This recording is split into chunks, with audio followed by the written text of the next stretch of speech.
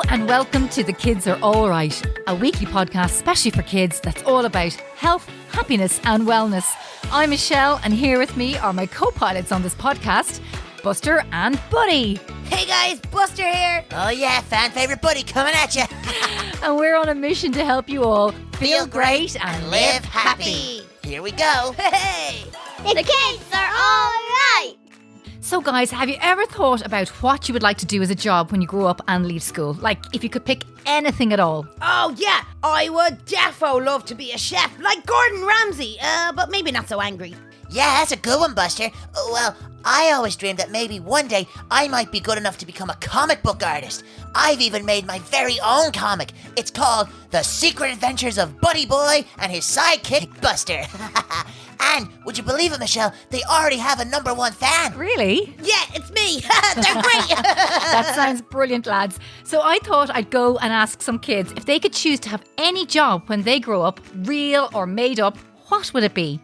The kids say, what? Oh yeah. Hi, and I am going to tell you. If I were to have a real or imaginary job, it would be making dents out of sticks for the homeless. If I could have any job, I would be a footballer because I'm very good at it. If I could do any job, real or imaginary, I would save animals because I love animals. If I could do any job, I'd probably like to do something with art because I like art. If I could have any job in the world, I would like to be a YouTuber because it was my dream. When I grow up, I want to be a mom and dad. Do you know why? Because mom and dad get to do what they want. The kids say, what? Oh yeah. Oh, yeah. I defo love to do some of those jobs. Yeah, they sounded really cool. Yeah, the kids had some great ideas, all right. Well, on today's show, we have someone joining us that I know you guys will be so excited to speak with. And actually, Buddy, this will be a cool surprise for you. What? Oh, Michelle, who is it? Yeah. Well, this man has an unbelievably cool job, one that you, Buddy, would love. Huh? He is a comic book artist and writer. What? His name is Declan Shalvey, and he's been a comic book artist with all the biggest comic book companies in the world. Marvel, DC Comics, Boom Studio, Dynamite, and all the others. I can't breathe. Michelle, I'm so excited. Hey, buddy. Declan, we're very, very excited, as you can hear, to chat with you. The lads have so many questions. Thanks so much for joining us today. Oh, my pleasure. So, Declan, was this always the job you dreamed of when you were a kid? Yes. Really? Next question. No, I'm just kidding. It really was. It was weird. I'm from the west of Ireland. I didn't really have much access to comics, but I was just so into them. And I remember seeing the credits where they said who wrote it and who drew it and who let it. And I realized, they're actual people. And from then on, that's all I wanted to do. So in some ways, I've been very lucky that I've always, because most people don't know, I'm very lucky that I did. And that I actually managed to do it is kind of a miracle. Yeah, especially, I suppose, nowadays it's much more open. There's more options and ways to kind of get to your dream. But, I mean, back when we were growing up, that would have been seen as quite a strange dream to have had. I mean, not reality, more a dream. Yeah, my joke I tell people is I might as well have told people I wanted to be an astronaut because it seems as likely. Oh, cool, Declan. Hey, it's me, Buster. Oh, I love so many of your characters that you've drawn. But for kids that are listening that might not know your name, can you tell us some of the superheroes you've drawn? Yeah, sure. I've worked on Venom. I've worked on Deadpool. I worked on Thunderbolts as my first job, and that had lots of different characters like Juggernaut from X-Men and Ghost. I'm working on the Hulk at the moment.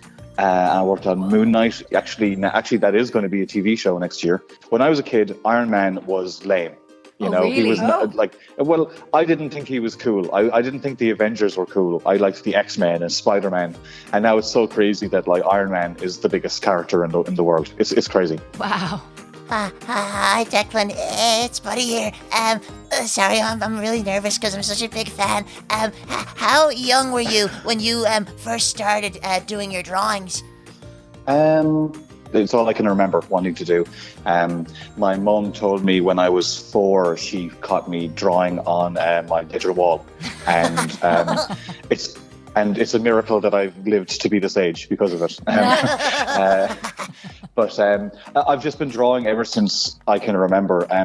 When I actually properly started trying to make it in comics, it would have been after I went to art college. So I went to school and I did art in school, and I went to art college after that. And once I'd finished college, I kind of had to be determined about how much I really, really wanted to do it rather than it being a hobby. But I've been doing it all my life. Wow. Hey, Declan, my favorite superhero is Wolverine. Who was your favorite superhero when you were a kid? Wolverine. Yeah, I loved. I had like 3 favorites: Wolverine and Spider-Man and Batman. I loved those. Cool. Awesome. DC, Marvel, hey! Yeah. Well, there were really cool cartoons on when I was a kid. There was a Spider-Man cartoon and an X-Men cartoon and a Batman cartoon. Saturday mornings there was these cartoons, and I could always see those every week, where it was actually harder to get comics at the time. So those are the guys that I've really stuck with. And I've gotten to work on 2 of them properly, which is amazing. Amazing. And Declan, did I hear you right that it's just because I'd really love to be a comic book artist. So did you say you went to a special college for people who want to become comic book artists? No, I didn't go to a special school. I went to art college, so they had things like graphic design and printmaking and painting, and it was like an overall art education. It wasn't specific to comics, which was bad in some ways, because all I wanted to do was draw comics, and that wasn't what they did. But it really helped me learn more about art. And it was good to help me look at other things like old paintings and learn about different techniques and things like that. But it was really down to my own determination afterwards. You don't go to a school and they give you an award and then you become a comic book artist. It's really down to how good you are. I mean, there's so much competition. Loads of people would like to draw comics, but you have to be good enough. So it sounds like you tried loads of different arts and techniques to get as good as you are now. Yeah, for sure. It was great to just learn to be a good observer and to be interested in things and curious about things and always, I'm still learning. I had to draw, what did I draw recently? A pickup truck. For the Hulk thing I was drawing, and I'd never really drawn one before, so I had to look at it, and I looked at 3D models and I looked at photographs, and so you're always learning. There's always something to draw that you've never drawn before. Very good. And I saw a video of an event that you were speaking at, and I thought it was really interesting how you were talking to the young people there and saying how important it is to be able to make mistakes, and that you need to make mistakes in order to get better. Oh, big time. And I still make mistakes, and the important thing is recognizing them and learning from them. And you don't get to learn unless you make a mistake, and the more you learn, the more skill you develop, and that's what makes you better and better. But it's not a switch you just turn on. Yeah, it's a ladder, it's a ladder that you slowly, hopefully you're going up a step. But they're slow steps. It's not just a rocket ship to success. But to get good at anything, you need to make mistakes to do that. What I worry these days is that everyone's expected to be perfect. You see YouTubers where they look, really, really pretty, or their light is amazing, and everything's just so polished, and that's just not real life. They're wearing makeup and they have lights and they have setup, or people who are doing drawing online, they're not just good straight away. You should have a sketchbook. If you wanted to draw comics, you want to have a space where you can fail. Failure is path to success, I guess. But it's so much harder, like you say, these days, because when you put it out there, it's not showing it to your teacher in school. It's not sending it and showing it to family and friends. It's out to hundreds of thousands of people to see and comment on. So it can be quite tricky for young people to even feel that it's okay to push things out if they feel like I could get loads of people giving, their comments that may not be so good. Well, in my experience, just because somebody has an opinion doesn't mean they're right. But at the same time, just because they have an opinion that you don't like, it doesn't mean that they're wrong either. Yeah. You know, I've gotten comments on my work that definitely upset me. But I've learned to know when to take some things seriously and when to just ignore others. And I guess it's a weird thing today, because I'll post something online and like on Twitter or Instagram, and I'll get likes. And sometimes I won't get as many likes on one post as I did on another, and that'll annoy me. And I have to stop myself and remember that, like, it doesn't matter or how many people like it. What matters is that you feel like you're doing good work and that you're improving, because it's completely subjective at the end of the day. Okay. Yeah, brilliant. So which character do you find the trickiest to draw? Well, I find women a little harder to draw. Like, I can draw muscly men all the time. I did in the back of my geography book, like just muscly men all the time. But I do find, I find women a little hard to draw. But I mean, I've gotten way better over the years. But I think characters that are very technical, like Iron Man, I'd find him hard to draw because I personally like I like characters that have like wrinkles and capes or textures. But like someone like Iron Man's very clean and very metallic, and I like organic things more. I like drawing rocks and bones and things like that.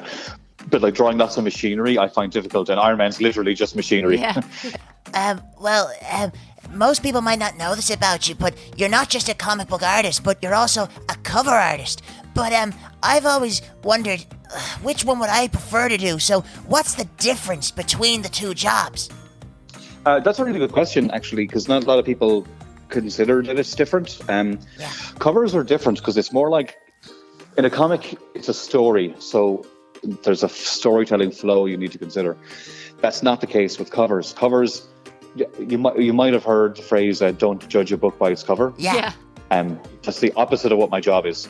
I have to make you. That's cool. Yeah, I have to make you judge the book by its cover, and and it's my job for you to go, oh, this is cool, I want to read this. Now, I can't show you 5 pages of the comic in order to convince you. I have one image. So it'll be about grabbing the attention of somebody, and especially you have to consider that they're going to be on a shelf with loads of other comics. Yeah. So, you know, how does my comic stand out next to, say, Superman or Green Lantern or Spider-Man? How do I grab your attention? Your drawings are always so brilliant. They're amazing. There's so much detail in them. But how long does it actually take you to draw a comic? That's another really good question. Generally, you want to be drawing a comic in a day. Sorry, not a comic in a day, a comic book page in a day. God, that'd be crazy. So one page in a day. Yeah, no, I say so. A cover would take me a day to draw, but adding layouts and adding colors would probably add an extra day. Those are different stages, but you want to be drawing a whole page in one day. So that's kind of the standard. So it would take you roughly a month to draw a whole 20-page comic. Wow. Cool. Wow. And, Declan, what advice would you give to me or any other kids who might be listening and that would just love to do what you do as a job? Well, I would say good luck. Thank you. Well, I would say like your expectations are important. If your goal is to work for Marvel and DC, that may not happen. There's plenty of artists who I know and love their work who just have never worked at Marvel, and it's not because they're not good. It's just because maybe their work doesn't suit it, or that's not the type of work they want to do, and that's fine. Wow. And I would say, I would start small. So if you like Spider-Man, then draw a 5-page Spider-Man story and finish it, right? And then when you see that story, you can go, oh, actually, that page isn't very good. I could have done better on that. And then do another story, maybe a Wolverine story, or maybe a story about a friend of yours. Just do small projects that you start and finish. Because I think where I went wrong when I was younger was I thought too big. I had this big X-Men epic planned, and I was going to be 8 issues, and I think I gave up halfway through issue 2. Now I drew an issue and a half of it, which is good, but it ultimately was never finished. You can't ask somebody to read a story that you haven't finished. So, and I think working in small, short stories helps you develop as a storyteller. And ultimately, instead of 5-page stories, you start doing 10-page stories. And then when you can do 10-page stories, you do 20-page stories. Very good. Well, you've given me some good inspiration for my own little comic book that I've been working on. The Secret Adventures of Buddy Boy and his sidekick Buster. Yeah. Well, I'll check that one out. Oh, thank you. Declan, can I ask you, it's a question I love to ask all of our guests. And because you gave some great advice there to all of us, maybe this is some advice you could give to yourself. Does that sound good? Okay, sure. Okay, so this segment is called Big Me to Little Me. So basically, what we'd love to do is ask, if you could go back in time, what advice would Big Declan give to Little Declan? I guess I would say, I suffer from tunnel vision, basically, that sometimes I just concentrate on one thing too much and let other things go to the side. So spend time with people and see your friends and just not live in your own head so much, I think is good. If all you do is stay inside and draw, which is what I did, really, you don't really have any stories to tell.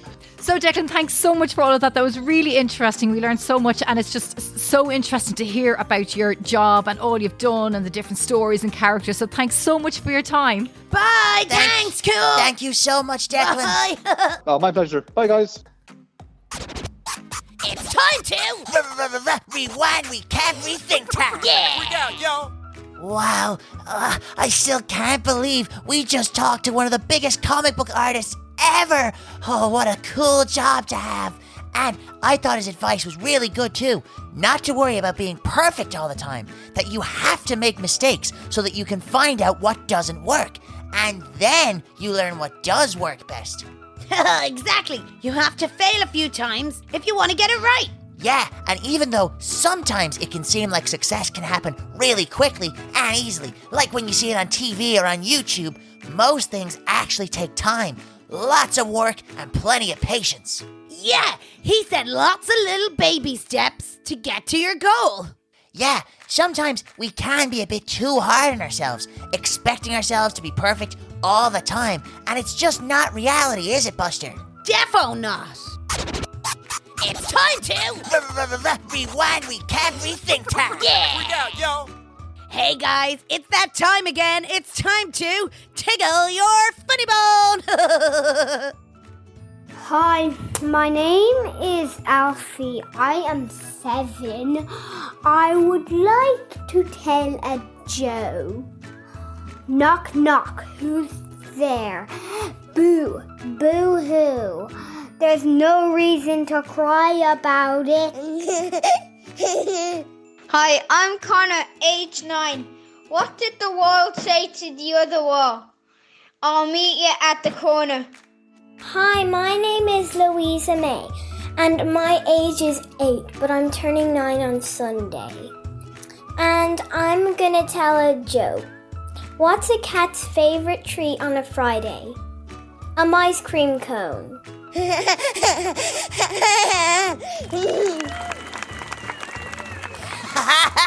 Oh, Michelle, the jokes keep getting better and better. So we've learned loads today, laughed lots, and now it's time to give our brains a massage. So are you guys ready for this week's mini mindfulness moment? Not just ready, ready, Freddy. Hi everyone, hope you're all well. My name's Louise and welcome to this episode of Mini Mindfulness Moments. So today's mini mindfulness moment is called Dandelion Breathing. Can you imagine that you have a dandelion flower in your hand? Now breathe in deeply. Breathe out slowly. Blow the dandelion seeds and make a wish. Breathe in deeply. Breathe out slowly. Blow the dandelion seeds and make a wish. Breathe in deeply. Breathe out slowly. Blow your dandelion seeds and make a wish. Well done. See you next time. Bye.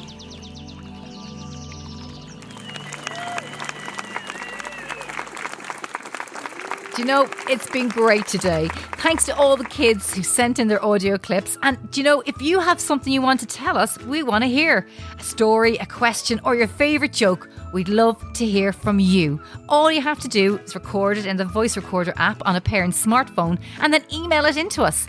The email is in our show notes. Yeah, and make sure to check out our website, www.thekidsarealright.ie for more details about sending in your clips, and you'll find loads of more info about the show and everything and everyone we talk to. We really hope you enjoyed this week's show and learned loads. If so, then tell all your friends. Yes, indeed. And remember, guys, try to be healthy, be well, and be happy. See you next time on The Kids Are All Right. It's time to air guitar in the car or wherever you are. Let's rock!